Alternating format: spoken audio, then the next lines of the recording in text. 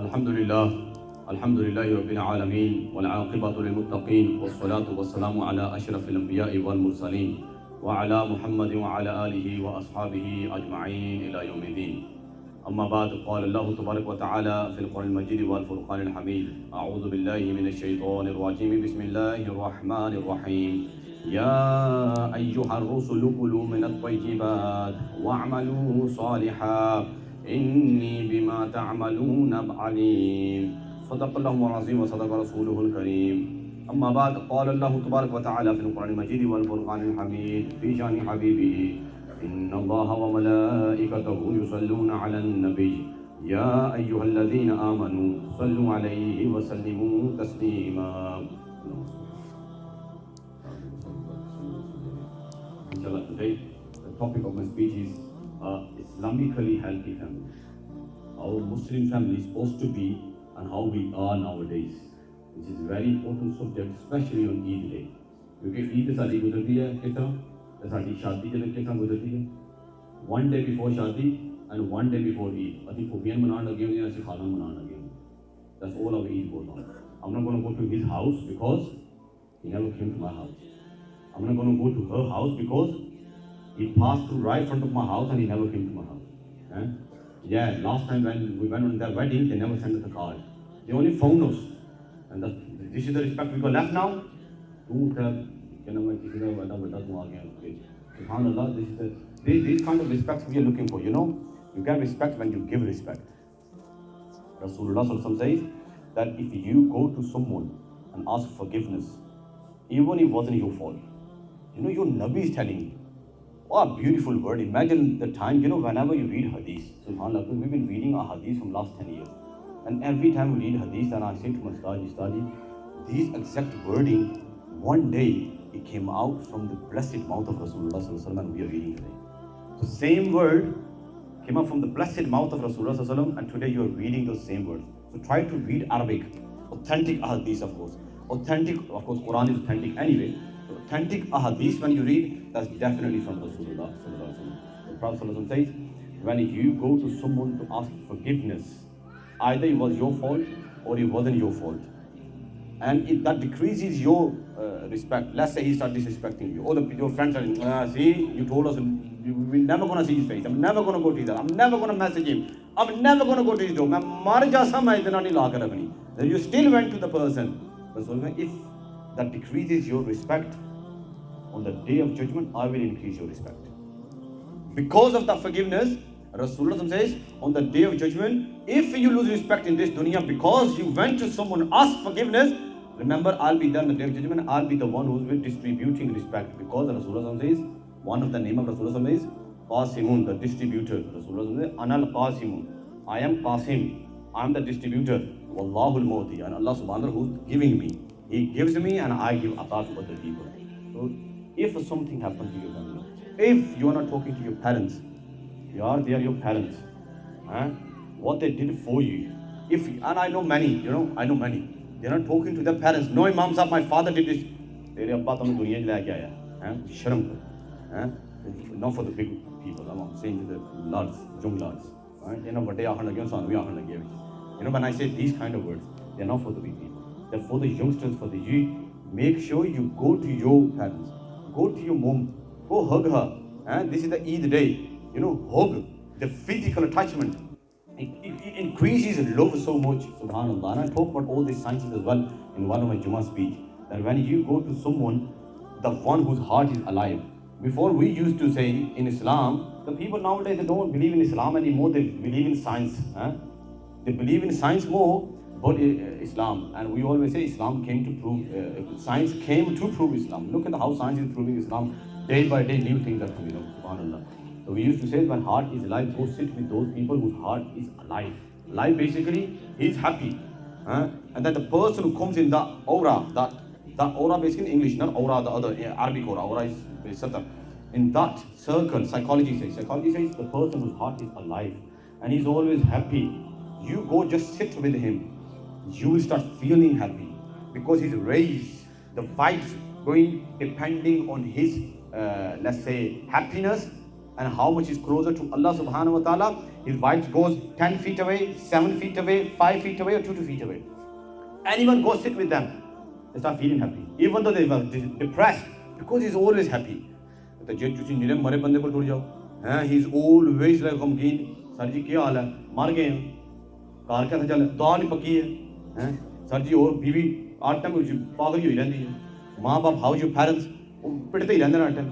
His life is like hopeless life, like there is no hope left. You go sit with him, I'm telling you, start feeling depressed. It's like depression. It's just like I always say, when the COVID was on, and when there was always news on COVID, I was like, I found my dad, I was going there, I said, when I don't have television on, it seems that there is no COVID. When I put the television, it seems like I've got the COVID as well. Like when you sit in the company, like positive company, you become positive person. You sit in a negative company, you become negative. Someone is not talking to you, before he comes to you, you have opportunity of Rasulullah to increase your respect. Go to him today. Go say, whatever happened, either it's your wife, it's okay, that's fine. Right? That was the case that Rasulullah is telling us this. Go to your wife. End of the day, whose house are you saving? Someone else's house? Are you saving your neighbor's house? No, you're saving your own house. Remember, in one house. So we are married, we know, in one house. If husband and wife are not talking, or husband is okay, but wife got moved on, whole house, pura ghar jahannam. It's like we're living in hell. And those who are married, they know. That doesn't mean that one is not feeling good and other one will be happy. No. Your happiness belongs to her happiness, and her happiness belongs to your happiness. If she's not happy, I'm telling you, you will be depressed as well. Because she got moved on, then probably you're going to have moved on too. As soon as you go home, you will try to just jump in your room and go warm up your food and you go sit in the corner. Why not just go and talk to her and tell her what's happened? What happened? What's the problem? Come and talk to me. Because when you're married, I tell you one thing, when you're married, you know it very, because you've been living with that person for the last 10 years, 20 years, 5 years, even 1 year. You know when her or his mood is messed up. You know it by her face and by his face, you know when something is wrong. And then you trying to ignore the situation. Don't think she's dumb or he's dumb. He knows that I'm not talking to him or her. Why is he not coming and talking to me? Why is he not asking? Let's go sit down and talk. I always talk about communication. Right now, what is the king's skill is going on in this dunya is king's skill is communication. The one who is very good in communication. The one who is very good in communication, he says he's the king of this dunya. Because he knows how to deal with his wife, he knows how to deal with his boss, he knows how to deal with his employees, he knows how to deal with his employers, he knows how to deal when, especially in this job, when people send you messages, Imam Sahab, you quoted the wrong hadith. You gotta be calm down. Tell him, yes, I quoted the wrong hadith. Oh, no, you misunderstood. Your children are talking to you rudely. Your parents are talking to you different way. You should know how to talk to them. And again, psychology came to prove Quran. I always say, whole Quran is psychology. Whole hadith are psychology. If you read a hadith, you will know it. That Rasulullah, that Allah subhanahu wa ta'ala says, oh Nabi, when these people come to you who are liars, and when you confront them, their eyes start rolling right, left. So psychology says as well, when someone is lying to you, look at his eyes. He wants to eye contact with you. Because he will just try to run over the situation. He cannot because he's lying. Rasulullah sallallahu alaihi wasallam, whenever someone comes to Rasulullah sallallahu alaihi wasallam to ask for advice, he said Rasulullah sallallahu alaihi wasallam is sitting this way. That's ahadith. This psychology of communication. Rasulullah is talking to someone here, and then he would accuse him. He would turn around. Ji, ab bataye kya baat hai? Now tell me what is your problem. Now you tell me sitting here, someone comes behind. Ji, kya baat hai? That means I'm just trying to ignore it. Come on, quickly. Yeah, I'm talking to someone. Rasulullah would turn around, full body language, and then he would talk to him. As Hazrat Ali radiallahu anhu says, Khatibun nasa ala qadri aqulihim. That talk to people according to their intellectual level. It's not you are a alim, right? And then someone comes to your student, you talk to him with big words. Go to his level. If it's a child, go to his level. If it's your wife, go to her level. You have to. Right? If your parents, go to their level. Be polite with them, no matter what they are saying. Khatibun nasa ala qadri aqulihim. La qadri aqulikum. That you talk to people according to your intellectual level. Now, according to their intellectual level. Then they will understand, because come to their level. Then told, of course, when Jahil come to you, then Rasulullah says clearly, إِذَا خَاطَبُ الْجَاهِلُونَ قَالُوا سَلَامًا. When some Jahil come to you, say Assalamu alaikum. Yeah, I'm on my way, you on your way. You don't argue with Jahil. Anyway, Rasulullah says, Sahih Muslim, Jubair bin Mu'tim, radiallahu ta'ala anhu, he quotes this hadith. He says, Rasulullah says, La yadkhulul jannata qati'u rahimi. It's a big thing that the one who breaks relations, blood ties, blood relations, he will not enter in Jannah. Qati'u rahimin. Qati'u is qati'un. Qata'a yaqtu qat'an fahuwa qati'un. Like qasama yaqsimu qasman fahuwa qasimun. Qati'un, the one who breaks ties. That person, la yadkhulul jannah, he will not enter in paradise. Yeah, unless you have some shari reason. Shari reason is your children are going to the house and they're learning swear words. Or you going there and your wife comes back and she says, I want to go to the shop as well where they're selling 300 pounds and you only earning about 1200 pounds yourself. Then don't let them go, because every time she goes there, every time she comes back, and Naya Sapa pay on the car, Naya roll pay on the car. So you don't let them go. These are the only reasons you can cut your ties, you can cut your relationship according to Shari reason. Right? Now don't think this is Shari reason. I'm gonna cut my ties. Come to Imam Sahib. But what? Of course, again, we don't even have basic knowledge nowadays. Muslims, not even basic knowledge. When something happens, because we think no, this is Shari reason. You come to us, that's not even Shari reason. And because of some other Shari reasons, you should not be entering in the house. You think no, everything is fine. Come to Imam Sahib. Whenever you take step, before taking step, always go to an Imam. Ask him, I'm going to do this. Is this right? Is this halal to do? You know what we do? I tell you what we do. Once we have done that thing, after that we go to Imam. Imam Sahib, is this right? We've already done it. Tin talaka de bande. Imam Sahib, talaq ho gaya. Andaso. Talaq ho gaya. Talaq ho gaya. Wo Imam Sahib, Surah Baqarah. तो मैं तो मेरे को क्या लेना है सूरह बकरा तेरे को सीधा. Why you come to me for then? If you already read in Surah Baqarah, instant mufti. तो हम भी सारी मुफ्ती बन जाते हैं. But anyway, so Rasulullah says anyone who breaks relationships with his khala, all blood relatives, your mum, dad, you are not entering in Jannah. And again, this hadith is very authentic book, one of the Sahih, Sahih Muslim. This is what the hadith is. So you think if you're breaking ties with your relatives, why then there is no entering in Jannah. That's the ultimate success. The reason for us coming in this dunya is what? Which we have already forgotten. Ultimate success. Get 10 youngsters and tell them stand here without telling them the subject. Right now, of course, when I'm going to ask you, what is your ultimate subject? Imam Sahib Jannah. And not just Jannah, Imam Sahib Jannatul Firdaus. Come Jannatul Firdaus hai nahi. Jannatul Firdaus manta sir. Uni, college, when they are home, they're sitting there playing PS5, ask them, what is your purpose? I'm telling you, what he's going to say? I'm going to get to this college, this uni, this job, that girl, that boy, Mamsa, BMW 2023, Range Rover, Mercedes. These are our purposes. I'm telling you, these are our purposes. The real purpose we already forgotten time ago. Illa mashallah, those who are concentrating their children, they haven't. But most of us, we have already forgotten the purpose. Purpose of us coming in this dunya was to make our akhirah better. And we have only limited time. Very limited time. You don't know, you are here today. We done Janazah in Ramadan. They probably already booked their Eid clothes. But they never had chance to wear that Eid clothes. Why? Because they already gone. Eid clothes are probably going to be at home. घर में कपड़े पड़े होंगे, वो पहले जा चुके हैं. आपको कोई पता नहीं है आज शाम ईद आप खत्म कर सकेंगे नहीं कर सकेंगे. According to one of the research, and that I read 5 years ago, I don't know now, of course, it's gone up. 60,000 people are dying in one day. All over the world, 60,000 people are dying one day. When your turn is going to come up in that 60,000 line. More, they definitely is gone over 100,000 now, but I'm just telling you, even though 60,000, if you one of those, then what? So don't forget your purpose. The purpose of you and me coming in dunya was to make Allah and His Prophet happy, so that we are able to answer the questions which are going to ask us in grave, right? Or on the day of judgment when you're going to stand before Allah subhanahu wa ta'ala. Then we can enter in Jannah. Otherwise, remember your Range Rover, your cars, your houses, no matter what area you live in Nursford, you live in Haleband, wherever you live, Allah doesn't care about your living. Because Allah subhanahu wa ta'ala already promised in Quran that I have promised you that house you're living in, I wrote that house for you 50,000 years before you was even born.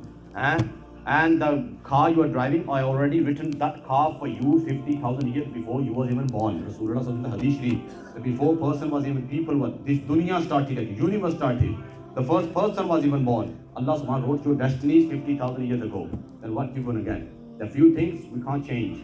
Now, penny is gonna be increased or decreased from your sustenance. Pit tomorrow. Char jaba kar lo. No matter what you do, I tell you one thing, this is destiny, taqdeer. Amantu billahi wa malaikati wa kutubi wa rusuli wa yawmil akhiri wal qadri khairihi wa sharrihi min Allah ta'ala. Qadr. It is our iman that qadr is never going to be changed. The girl is going to come in your life. You can't change the girl.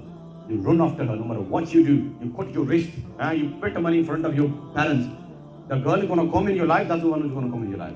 And the girl who's not going to come in your life, no matter what you do, is never going to come in your life. These are the destinies. How many times you're going to go for Hajj? How much money you're going to get in this dunya? Not even one penny will increase, not even one penny is going to decrease. You can't die before taking every single penny. You can't die before, you can never get not even one penny more than what is written for you, no matter what you do.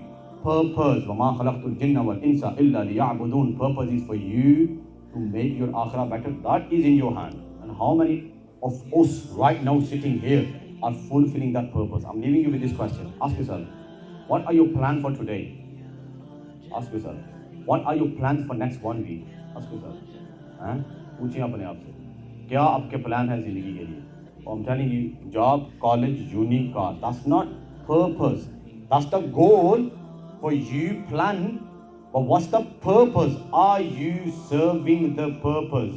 Reading namaz is not a purpose. I tell you, I mentioned many times. If you don't read namaz, you're going to punishment.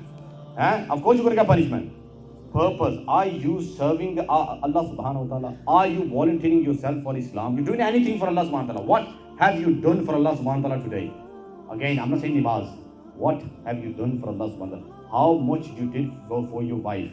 Are you living your life with your parents the way Rasul told you to? Are you behaving with your wife the way Rasulullah behaved with his wives? Are you behaving with your parents the way Rasulullah told us? Are you teaching your children Islamic knowledge the way Rasulullah told you to do? Are you behaving with your friends? Or are you good with the rights of Allah subhanahu wa ta'ala? Are you? Ask this question from yourself. Because Rasulullah says, the day is coming when no one will be able to benefit anyone. Apart from those who Allah subhanahu wa ta'ala is going to give permission to. And one of them is going to be scholars. That's the reason I'm always, encouraging people to make one of you, at least one son scholar. At least one son. One daughter from your house. Scholar. Alim or alima. Few people will come on the day of judgment. They will have the kind of crown that even sun's light will become madham. Will go down. Front of the crown's light. People will gather there on the day of judgment. They will say, oh, Ambiyas are here. Prophets are here. They will be told they are not prophets. They are the parents of a scholar. The scholar has not come yet.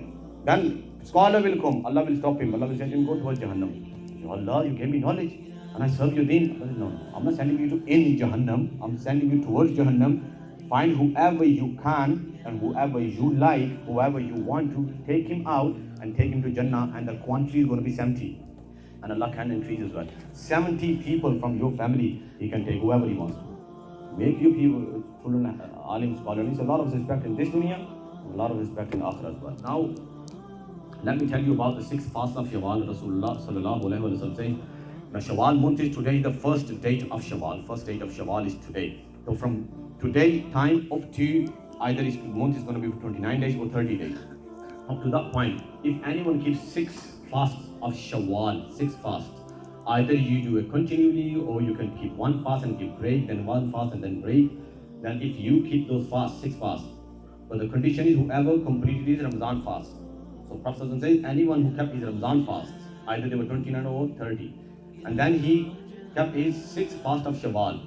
He spent that year like he fasted every single day for 365 days. Of course, you cannot fast today, first of Shawwal, because Eid day, fasting on Eid day is haram. It's makruh tahrimi, the 5 days. You cannot fast in a year. So if you can, why not? It's an opportunity. You already done 30, 29.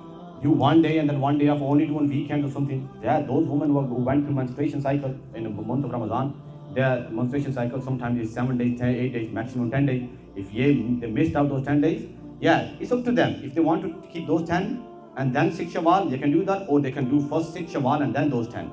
It's up to them. Because Rasulullah said before the next Ramadan, they should complete those missed fasts. If they do those, if they complete those 10 fasts, and then in this month, their menstruation is going to come as well, they're probably not going to have a chance to keep those 6 Shawwal fasts. That's one thing. And another one is that, okay, what is the way of reading namaz, the method of reading namaz? Because we read after 1 year, and then we always looking at right, left, that is the hands are going up or hands going down, or is it going down or is it going up? So Eid namaz, the method of Eid namaz is that I make intention of Eid namaz wajib. Eid ul Fitr, you can say, or just normal mutlaqan Eid namaz wajib with extra 6 takbirat behind Imam Sahib facing towards Khanqah Sharif, and then you say Allahu Akbar. First Allahu Akbar, you're going to raise your hands. Eid namaz, first Allahu Akbar, you raise your hands and fold your hands. You read Subhanakallah, I will read Subhanakallah, and then up to Wala ilaha ghayruk, just sana you're going to read. So before I start Alhamdulillah, then I will make 3 takbirat. That's the first rakat, 3 takbirat. So you raise your hand up to your ears, let your hands go, not going to fold your hands. Second time again, I'm going to make takbir, you raise your hand up to your ears, let your hands go. Then third, again the third takbir of first rakat. You raise your hand and now you fold your hands. So first rakat, there are 4 takbirat. First takbir, you're going to start your namaz, we call takbir tahrima. After sana, there are 3 takbirat. First, second, you let your hands go. Third, you fold your hands, then I will do qira'at, alhamdulillah, and then after the surah, then raku, 2 sujood, then we come back. Now this time first we're going to read alhamdulillah, surah Fatiha. First rakat, we made 3 takbirat before alhamdulillah. Second rakat, we are going to read first alhamdulillah, then surah. Then once I finish my surah, I will say Allahu Akbar. Don't go in raku. Raise your hands and let your hands go. Then second takbir again, raise your hand, let your hands go. Third takbir again, raise your hands and let your hands go. Fourth takbir, without raising your hands, straight go in raku. So there are 3 takbirat in first rakat, 3 takbirat in second rakat. First rakat, 3 takbirat before alhamdulillah. Last rakat, 3 takbirat after the alhamdulillah and reading surah after that before going in raku. Those who get late, they can, of course, they can make takbirat after that, after, let's say, this first rakat. If they come in second rakat, they can make their own takbirat, or if they join and we have already done takbirat, they can make takbirat even after me as well, all 3. Jazakallah khair.